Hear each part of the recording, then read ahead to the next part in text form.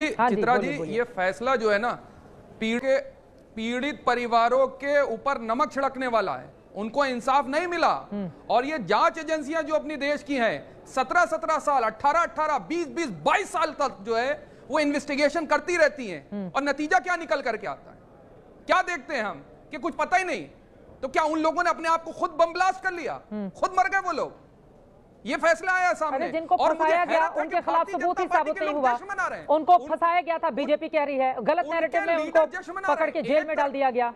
एक तरफ तो आप नहीं चित्रा जी 17 साल 18 साल 20 साल जिनकी भी जिंदगियां बर्बाद हो रही हैं, जो पीड़ित परिवार हैं, उनके साथ कहां इंसाफ होता है? ये अपनी जांच एजेंसियां क्या करती हैं? दावे तो ये करती हैं कि हम बड़ी निष्पक्ष हैं, बहुत मजबूत जांच एजेंसियां हैं, अंतरराष्ट्रीय लेवल मानी जाती हैं, और 17-18 साल के बाद निकलता कुछ भी नहीं है। मैं सहमत हूं आपकी बात से, लेकिन जिनके ऊपर आरोप लगा दिए गए और आज अगर वो बरी हो गए तो उनका भी तो 17 साल सोचिए। दोनों का पक्ष है, दोनों का पक्ष है। एक पक्ष सबसे ज्यादा पीड़ित परिवारों का, इंसाफ कैसे मिलेगा?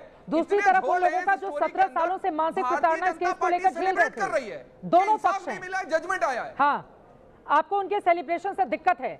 दोनों पक्ष हैं, लेकिन एक पक्ष तो सेलिब्रेट इसलिए कर रहा है जी, वो इस चीज पे कंसंट्रेट कर रहा है कि भगवा आतंकवाद की बात करी गई थी, लेकिन पीड़ित परिवारों वालों के साथ इंसाफ नहीं हो रहा है। तो आप आज की मौजूदा सरकार मुंबई ब्लास्ट के जो आरोपी अभी बरी हुए थे, उस पर दूसरे रेल ब्लास्ट मामले में भी सेलिब्रेशन हुआ था जिसमें 209 लोग मारे गए थे, लेकिन उस मामले में भी जितने लोग आरोपी थे उनको छोड़ दिया गया। तो यहाँ पर तो धर्म देखकर सवाल पूछे जा रहे हैं ना। यहाँ पर दिक्कत इस बात की है कि अगर इस धर्म के लोग हैं सैयद जवाद साहब तो उनके लिए बहुत अच्छा है, रेल ब्लास्ट के आरोपी छोड़ दिए जाए तो। मालेगांव के ब्लास्ट के आरोपी अगर हिंदू धर्म से ताल्लुक रखते हैं तो उनको, यहाँ पर भी तो धर्म की सियासत हो रही है ना। अगर जमीन वाला इंसाफ नहीं करेगा चित्रा दी, याद रखिए आसमान वाला इंसाफ करने के लिए बैठा है। हाँ। जो हम सबसे ऊपर बैठा हुआ है। आप जमीन वालों के साथ इंसाफ नहीं हो रहा है तो आसमान वाला इंसाफ करेगा। तो उन्हें तो फंसाया गया ना। हाँ, पूरी दुनिया बीजेपी कह रही है इन लोगों को फंसा दिया गया था।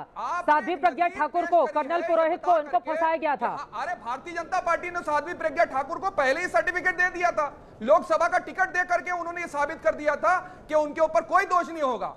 आप बताइए, भारतीय जनता पार्टी ने उनको टिकट दे करके ये साबित कर दिया था, उसी वक्त क्लीन चिट दे दी थी। भारतीय जनता पार्टी ने टिकट दिया था, दिग्विजय सिंह जैसे दिग्गज नेता को हराया भी तो उन्होंने भोपाल से। आप ये भी तो देखिए, जब पब्लिक के बीच वो गई और इस मामले को लेकर दोनों ही पक्ष आमने सामने थे तो जनता ने किसका पक्ष चुना? ये भी तो आपके सामने रहा ना, ये भी तो आपके सामने रहा। और आज देखिए साध्वी प्रज्ञा की जीत हो गई, जो बात वो लगातार लोगों के बीच जाकर कह रही थी, आज साध्वी प्रज्ञा की जीत हो गई आज के इस फैसले के बाद। अरे जो नाथूराम गोडसे के समर्थक थे, सुन लीजिए चित्रा जी, जो नाथूराम गोडसे के समर्थक थे उन्होंने भी गांधी जी की हत्या के बाद इस देश के अंदर जश्न मनाया था।